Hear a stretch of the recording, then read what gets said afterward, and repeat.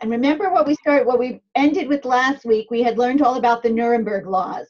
And I want you to tell me what's going on. What do you see in these pictures? What's the situation for the Jews? What's the kind of common denominator in all of these pictures if you look at them carefully?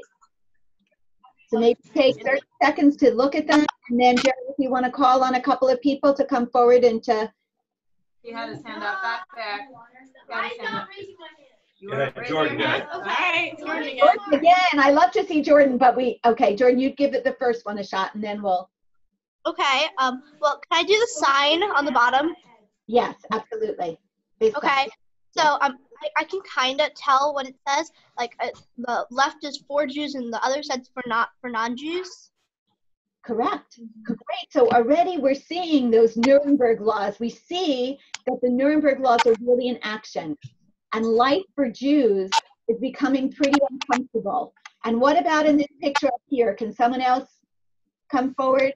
What are you seeing going on in this picture up here? There's a few different things we can notice in this picture up here. All right, we have someone. She's coming. Did I just stand up here? Just so down so she can see you. Here you go. Great. Hi. Well, in the top left-hand corner one, it shows like a Jewish person and a police officer, kind of. Like How do you know? How do you know that it's a Jewish person? Because they have the star on there. Okay, so we already see that humiliating sign that someone's forced to wear a Jewish person. And we know, because we looked at the symbols of the Nazis also last week, we see a Nazi who is in a position of power with this Jewish person. And if you look carefully at the other pictures, here you also see a Jewish person who looks a little bit humiliated, and he's clearly identified as Jewish. And in this picture on the bottom, not only are the people identified as Jewish, but also the property or business is identified as Jewish. And what do you think of this picture up here in the right-hand corner? What does it look like is going on in that picture? Joe, you want to call the young woman right in front of the camera? Yeah.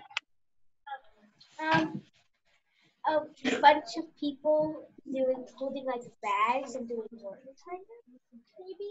Okay, so it could be that they're holding bags and doing chores. It could also be that we see that there's someone here in a uniform, and these people are kind of marching along. They're kind of being forced along by a uniformed person, and they are holding their belongings.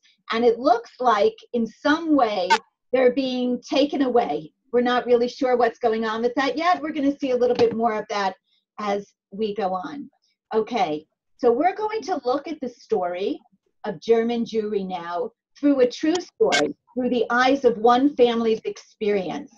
But before we do that, I'm going to ask you guys, everybody's coming onto slide 3, and you're going to click into this Google form that I'm going to ask you to fill out.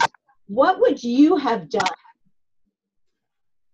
if you were in Germany and the Nuremberg laws were passed? So you guys are all going to come onto this Google form.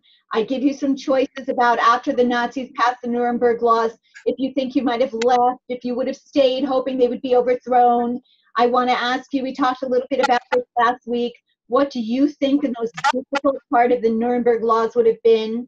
And why do you think Jews remained in Germany? So let's take a couple of minutes, guys, and fill this out.